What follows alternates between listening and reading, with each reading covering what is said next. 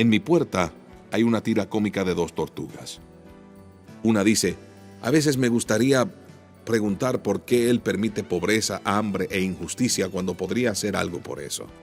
La otra tortuga responde: temo que Dios me haga la misma pregunta. Los que toman el corazón de Jesús como dañino a las personas necesitan completar su fe, aliviando el sufrimiento donde pueden, distinguiéndose, personificando su amor en formas prácticas. Esa tira cómica me recuerda la forma en que a Dios le gusta cambiar las cosas, comenté. Sí, lo hace sin cesar. A Job le pasó esto. Job se puso a pensar en quién era Dios porque parecía que era un sádico cósmico. Al final del libro de Job, el siempre clásico problema del sufrimiento. Dios se le aparece finalmente con la respuesta, y la respuesta es una pregunta. Y le dice a Job: ¿quién eres tú? ¿Eres Dios? ¿Escribiste esto? ¿Dónde estabas cuando puse las bases de la tierra? Y Job se da cuenta de que la respuesta es no. Así que está satisfecho. ¿Por qué? Porque ve a Dios. Dios no le escribe un libro. Pudo haber escrito como nunca antes el mejor libro sobre el problema del mal. En cambio, se muestra a Job. Y eso lo satisface. Sí, tiene que ser así. Eso es lo que nos satisfará para siempre en el cielo. Creo que Job recibe una muestra del cielo al final del libro porque se encuentra con Dios. Si fueran solo palabras que Dios le dio, eso quisiera decir que Job podría dialogar y hacerle a Dios otra pregunta, y Dios le daría una buena respuesta, y Job haría otra pregunta al siguiente día y al otro porque era un filósofo bien exigente. Esto se haría interminable. ¿Qué le detendría? La presencia de Dios. Dios no permitió que Job sufriera porque le faltara amor, sino porque Él sí amaba, para llevar a Job hasta el punto de encontrarse cara a cara con Dios, lo que es una suprema felicidad de la humanidad. El sufrimiento de Job creó un gran vacío a fin de que lo llenaran Dios y la alegría. A medida que vemos las relaciones humanas, comprobamos que los que aman no quieren explicaciones, sino presencia.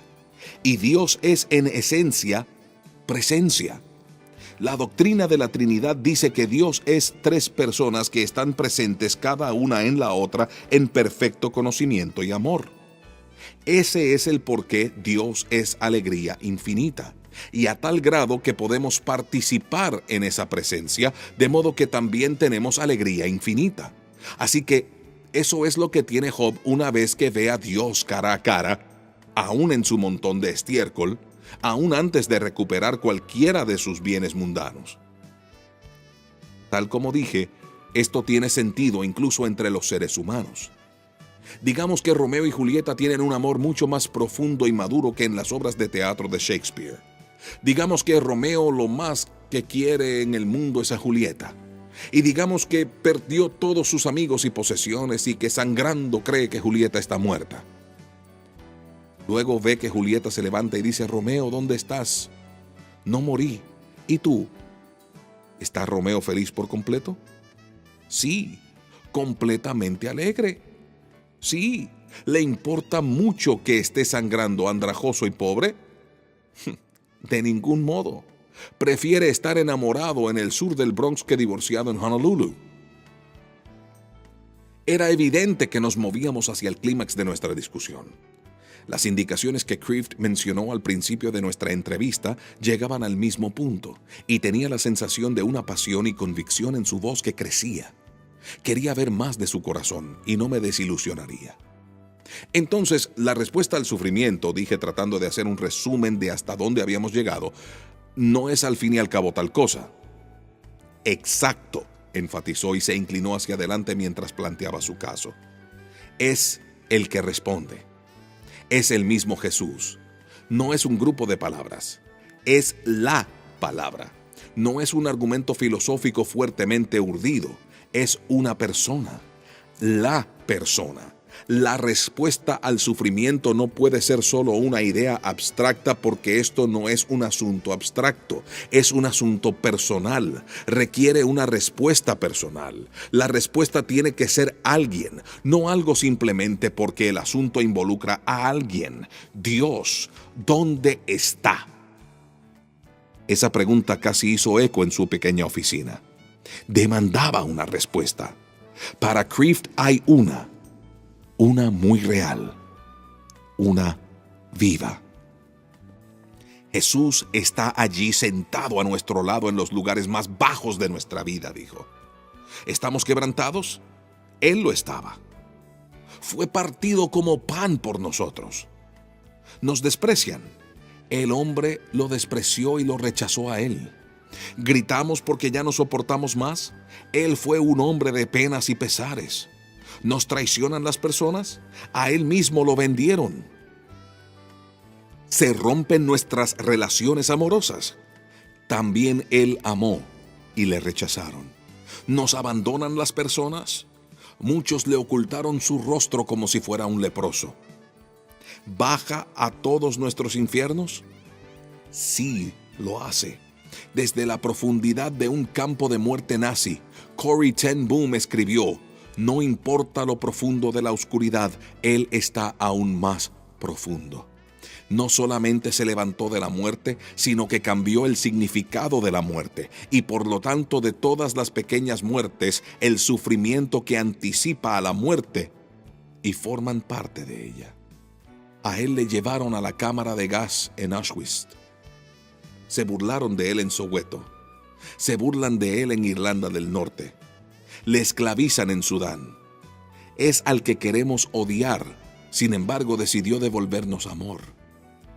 Cada lágrima que derramamos se vuelve su lágrima. Quizá no nos seque las lágrimas todavía, pero lo hará. Hizo una pausa. Su tono confiado se tornó vacilante.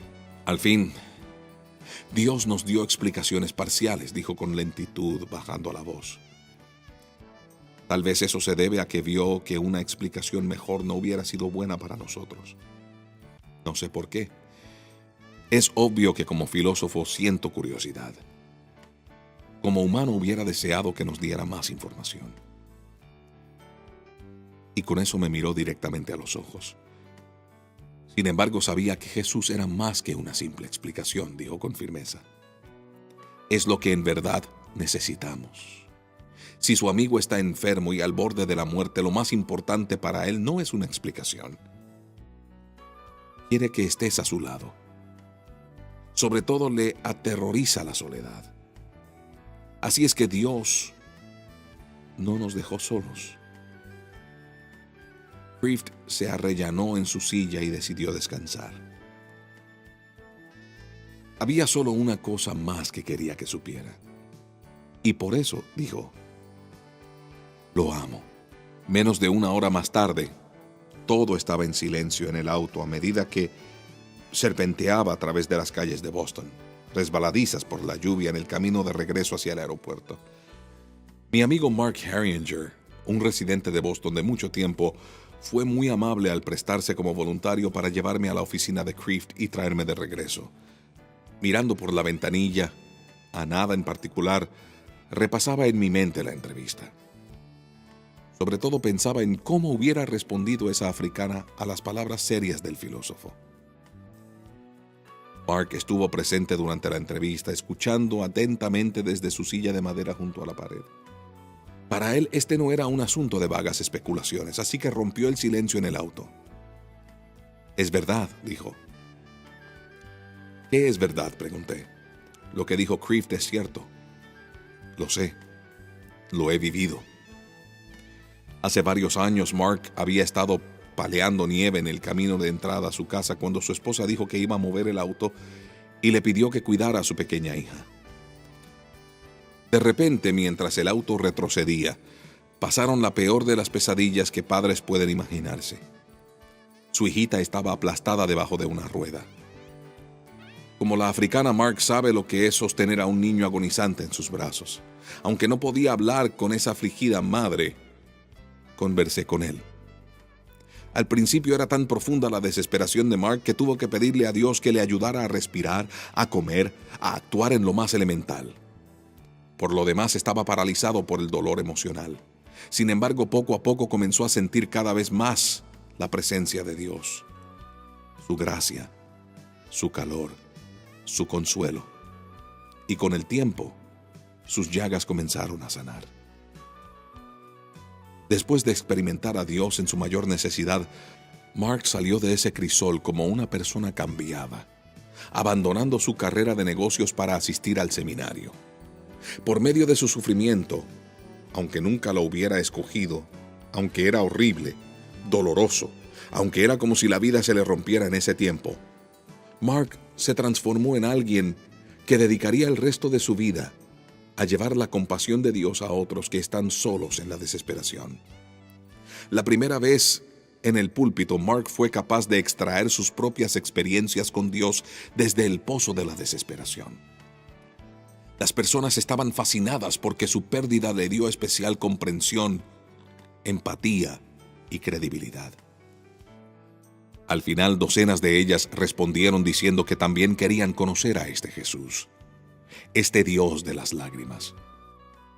Ahora otros corazones sanan por el quebrantamiento de Mark.